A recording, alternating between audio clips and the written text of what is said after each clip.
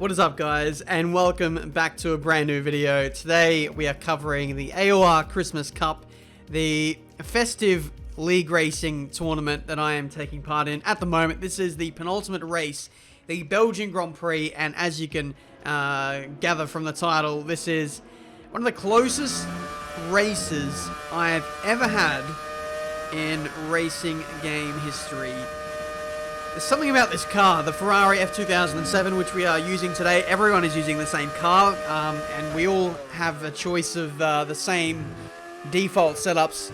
I actually did some practice for this one, funnily enough. 5 laps worth of practice. We used the minimum downforce setup, quite obviously around Spa, and that was the fastest one that I was able to get in my minimal amount of testing. So here we are on the grid. This is a reverse grid race. It's actually reverse championship order, so you can see we're in P6 despite missing last race due to Christmas and having a bit of time off. So we'll be starting basically 6th from the back. So this will be an interesting little race for us today, but I want to kind of explain why this race was so close. One, barely any strategy to separate the cars. 2, the slipstream quite powerful. 3, no DRS. 4, the top end speed is quite low in this car. Like, you get to the limiter in 7th gear and you spend half the straight like banging on the limiter. So if you have the overspeed on well, you can't get overspeed on someone because the gear ratios are locked and it's relatively short for what I feel like anyway. And so it meant that the racing was unbelievably close, and like throwing into the matter as well, everyone was on pretty similar setups, so that doesn't really it made things interesting. But anyway, we had a very aggressive formation lap. I got myself disqualified, but hopefully that won't be a bad omen for the race to come. 5 red lights, and away we go for the Belgian Grand Prix, the F1 2007 Belgian Grand Prix. I don't know what that race was like in real life, but I would hazard a guess to say that this race is going to be 10 times better than that. Probably a risky statement. Maybe it's not. I don't know. In 2006, there was no Belgian Grand Prix, but I hope there was in 2007. Up El Rouge we go for the first time in this 25% race. I've got to say, this race was far too short. We needed a 50% race to get all the all of the racing out of us, because we were just locked in combat the whole darn Grand Prix. Basically, the train never really dissipates. It's really hard to break away from other cars, such as the power of the slipstream and the nature of these cars. But here you can see, heading into the middle sector, it's absolutely ridiculous. Veloce Hypers going for a big boy dive bomb into the very understeery right-hander. I had no choice but to let him go there, and we dropped down to P15, sandwiched in between 2 Ferraris. Who would have thought? I think my money for this race is on a Ferrari winning this race. I'm not too sure about you guys. Maybe you can let me know. Who's got odds on for a Red Bull winning this? Someone's got to take those odds. But anyway, it's not been a great start. We started P12. We got boxed in off of turn 1 in the run up to El Rouge for the first time. That wasn't great. And then through the middle sector, we got kind of attacked through there as well. You have to be very brave with this car and the brakes. The stopping power is quite potent, and the top speeds aren't amazing compared to the modern counterpart. So you can really yeet these things in quite deep into braking zones. You can see by putting some pressure on with Jano Opmeer, it wasn't enough space for me to confidently go around the outside there. So we are biding our time for the moment. That is VSR, Mr. Anchor, getting tangled up with Jano Opmeer, and we kind of ran into the back of him. Thankfully, no front wing damage conceived for us there, and we can press on with the rest of this race. Thankfully, the pack ahead isn't really getting away, so that's encouraging on our front. But yeah, this race. Oh, someone's up my inside. That's Mr. Anchor. I didn't see him until the last second. We turned in on him, and unfortunately, we spun him out. Flash is gone in a flash. And yeah, it's all kicked off here on lap 2. People are starting to get progressively more and more desperate, more and more aggressive, and as such, incidents are happening. Safety car is also deployed on lap 2. Let's have a replay of the start with the commentators and see what we missed. but we will see as the entire field of Ferraris comes screaming through Eau Rouge and up and over Radion. But here we go, it is the Slipstream Fest. Of course, these things don't have DRS as we're on board with Apex. They're going to be 3 wide coming into Lake Com. They're not going to waste any time in getting the action going here at Spa. Heavy on the brakes, and that's Hayden that's gone back up into the lead. Oh, that's trouble. That's Skaty that's gone all the way to the back of the field. Oh, he's had a big spin. That is terrible luck for him. But the rest of the field look like they've gotten away scot-free. Screaming down towards the bus stop chicane for the first time in anger. Oh my goodness, Nicholas Longuet threaded the eye of a needle with the Ferrari. Can he get it done? He does. He's up to 6th position. Oh my goodness, how the hell did he do that? I don't even know. I don't know the answer to this question. Also, Tiametmarduk got into P13 and Veloce Hypers got into P11 after a bad start because he was 16th after turn 1, but all of that helped him to get back to the race. He's already behind Flash, who is trying to slipstream Müller and Bika, because I think this is the train also led by Smeej in P7. It is indeed. We're on board with Hypers. They scream towards Lessos once again. And Lessos, that's several corners ago. Lake Com, rather, as Hypers and Flash side by side. The beginning part of Lake Com, bit of an impact between Hypers and Bika. Oh, that's someone round. Who was that? No, it's Flash. Round and Jarno oh my goodness me! Yeah. Jarno lost a part of his front wing. Oh, a huge part of his front wing, no less. A big, significant chunk of that left wing, and he's very, very slow on the way down the hill. So is Tiametmarduk. Oh, that's why, because there's a safety car. So yeah, that is bringing you guys up to speed with everything that happened. The safety car is now out, and we can have a moment to just kind of calm down. But how good is it to hear Mr. King Kodiak himself, a legend of Apex Online Racing, the commentator side, commentating on a race that I'm in. I've always wanted to do that, bit of a fanboy moment for me here. But yeah, what a race, what a start. This is only lap 3, lap 4, and we've still got another 7, 8 to go after this. I really hope that the safety car comes in very quickly.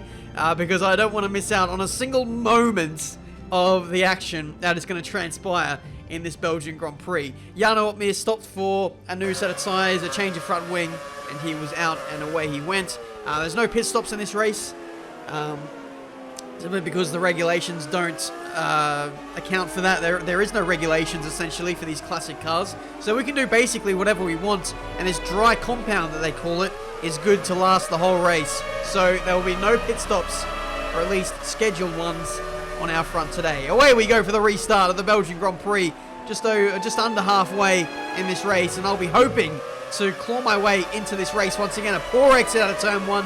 I unfortunately left it in 3rd gear, and so that put me under pressure a little bit in the early phase of the straight leading up to Eau Rouge. But here you can see Jarno Opmeer coming in like an absolute rocket down the Camel Straight, and he's going to have the inside, but somehow, I don't know, for some reason he just backs out of it. I'm not too sure what's going on there, but we hold on to P10. That was a very lucky exchange for us there, basically blocking everyone who was attempting to get in front of us. We are on the charge once again. We've caught up to the next train of cars.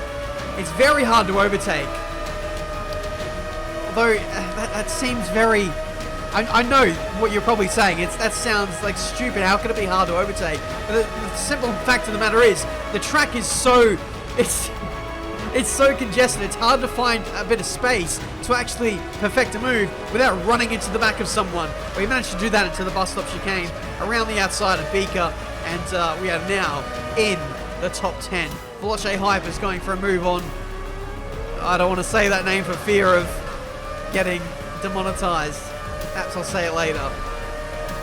Maybe it'll be past 9 or 10 p.m. or whatever the hell the rule is on. They have that rule on TV. I don't know. But anyway, P10 trying to put a move on Medixi, and that's all you're going to get out of me. But doesn't seem to be working at this stage. Everyone looking for an avenue past as we head into Lake Com. I've gone for a little bit of a lunge there on Medixi Enormous. I've said it, and I've done it. I am stupid. I am stupid. I switch off everything. Oh, Tiametmarduk is in trouble. He's now down to last Oh no! Oh, Skatey's in trouble! Right in front of him. Oh, and Marduk has bounced off the wall. Oh, not a great run for the Aussie, but he continues nonetheless. I can't believe it. I said the one thing I wouldn't do, but I also went for that gap, which was so stupid. The gap was there, it was open, and yeah, I took the bait, and the gap closed, and I put the blame on myself there, to be honest, for getting myself spun, and essentially dropping down to last. You can see Beaker is that Beaker? Yeah, it is Beaker, who's been clipped as well. Oh, Jano Opmeer has gone past Smeed on the exit of Puon. Now coming into Fanatec chicane. He's making his way through the field after what seemed like a disastrous start, losing that big chunk of front wing with the safety cars, brought him right back into contention. And he's virtually in P4 after penalties will be applied for Imwave and Nicola Longuet. So that's a great recovery from Jano Opmeer already, and we still have 4 laps to go, I think. The race is progressing very, very quickly. I apologize about the very fast pacing of this video, but to be honest, it's 11 laps. It's not a lot of time to make up time, especially after a spin like I had. But yeah, just splicing in a bit of footage and commentary from the AOR stream. I'll leave a link to it down in the description. And meanwhile, you can see the AOR esports drivers fighting 3 wide into Laycom. Nicolas Longuet moving his way up into P4. Jano Opmeer biding his time in behind I'm Wave in P5.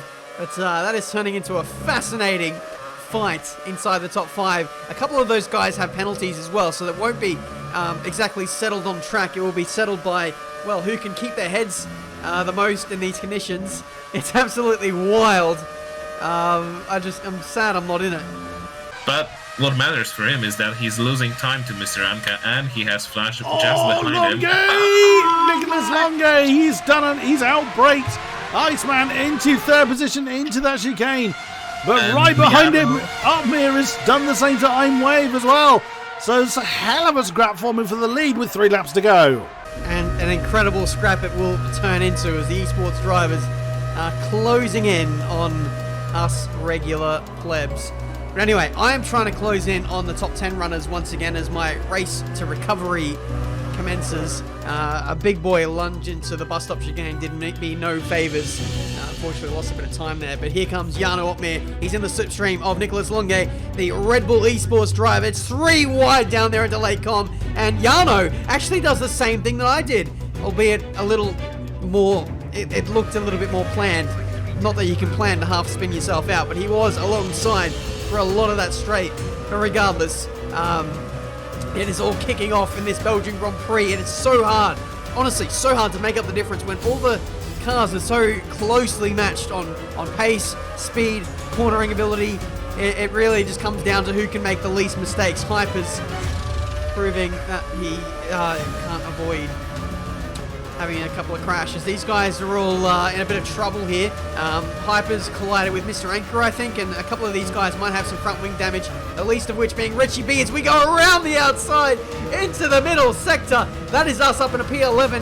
One more spot, and we are inside the top 10, back to the front. And this is Nicolas Longuet in the slipstream of Iceman. This is the fight for the lead. Apex and Hooper side by side. Apex clips that Apex quite nicely.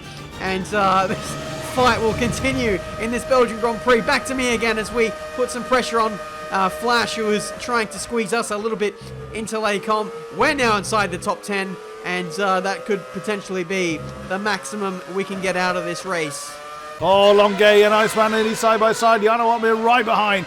Let's jump on board with Jano as Iceman flies very wide on Puon. This is going to give Longuet an opportunity to get alongside before they get to the Fanatec chicane. Is he going to go side by side again? They touch. Here comes Jano. Can he do anything about it? No, not quite. Here we go again. Iceman had a bad run coming through those corners. That's allowed Longuet to get alongside. Jano can't go anywhere. He can't use the pace. Oh, can he? Is he going to try and get alongside Iceman as well? Iceman's lost the position to Longuet. Oh, Longuet couldn't quite slow it down. And Iceman trying to get on the inside. Oh, no! Wave. As I'm Wave.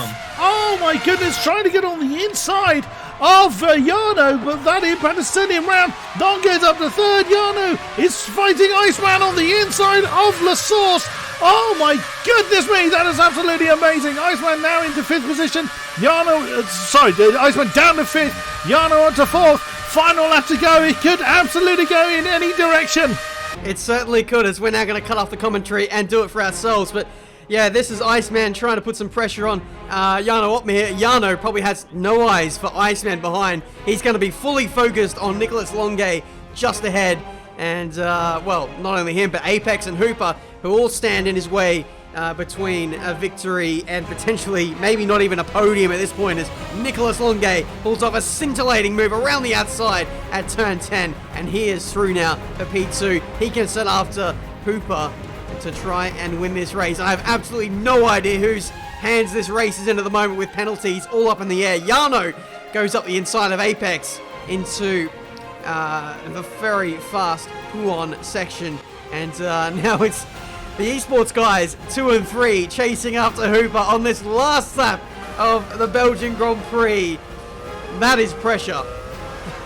I did not want to be that guy heading into the bus stop chicane where lots of dive bombing will be occurring. That's a 3-second time penalty for us. I'm trying to get myself involved in the action, even if it's at a cost of overall track position at the end of the race. You can see Hooper, he's actually managed to hold on to win on track the Belgian Grand Prix. But as we come across the line, it is Yano Opmir who comes out of the woodwork to win probably what is the closest race of the decade, saving the best till last, it seems, is AOR. We come across the line, it's P9 for us on track, but with 6 seconds worth of penalties, it demotes us to P11, and that has got to be one of the most hectic, intense Grand Prix of Formula 1 virtual racing I have ever had. Honestly, like, the field did get spread out a little bit towards the end there, but that was mainly at a cost of crashing, damage, mistakes. When you look at the field spread, up and down the field, literally everyone was all probably separated by, I don't know, maybe even half a second or 6/10 or something like that. At a big track like Spa, that's literally nothing. The field was so darn close. And it was, you could just see by all the action that you saw over the course of this race, and I couldn't do it justice just by showing my POV, especially after the spin, which was, I'm so annoyed by that. Annoyed, not because I actually finished in P11. I couldn't care less where I finished in these races, but I was just like angry at myself for falling out of the battle, for falling out of the action. That was an incredible sequence of battles. Like that first 5 laps before we spun ourselves out, that was absolutely amazing. I just wished that would have continued on for another 25%. I wish that was a 50% race. That race length was just far too short. But guys, I hope you have enjoyed this video. If you did, smash that like button, subscribe to the channel if you're new to see plenty more racing game content. I gotta say, I think I am getting bitten by the league racing bug again. This is a lot of fun. I'm having a lot of fun taking part in these races. We'll see what the future holds. But anyway, that's it from me today. Thank you so much for watching. I uploaded a Gran Turismo Sport video earlier today. Also a very, very good video. I know it is an F1. The Gran Turismo Sport is so darn fun. Hopefully you guys will give it a chance. And you might find another passion in racing games. I am certainly having a lot of fun with it regardless. But anyway, thank you so much for watching. Career mode will be back very, very shortly. I'll probably go and record that later today or tomorrow or something, and get that for you guys very soon. But that's it from me today. Until the next one, I'll see you next time.